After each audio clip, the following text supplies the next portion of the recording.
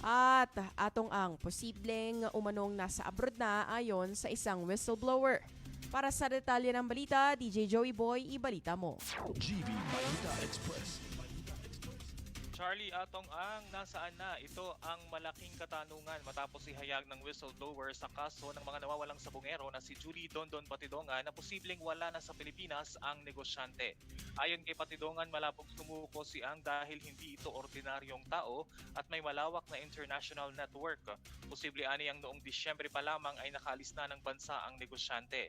Matatandaan na noong nakaraang Miyerkules, January 14, naglabas ng warrant of arrest ang RTC Santa Cruz, Laguna laban kay Ang at 17 iba pa. Sunod namang naglabas ng warrant ang RTC Lipa City, Batangas nitong Biyernes. Kidnapping with homicide ang kasong kinakaharap ng mga ito, isang non-bailable offense. Sa kasalukuyan, kinumpirma ng PNP CIDG na 17 sa 18 individual na may arrest warrant ang nasa ilalim na ng kanilang kustodiya. Tanging si Atong Ang na lamang ang nananatiling at large. Bagamat may hinala si Patidongan na nasa abroad na ang negosyante, iginiit naman ng Department of Justice o DOJ na batay sa kanilang records, nananatili pa rin sa Pilipinas si Ang.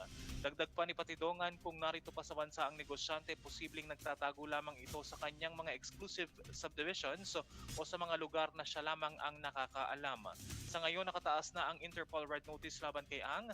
Nananatili ring nakataya ang 10 million pesos reward money para sa sinumang makapagbibigay ng impormasyon na magriresulta sa kanyang pagkaka-aresto.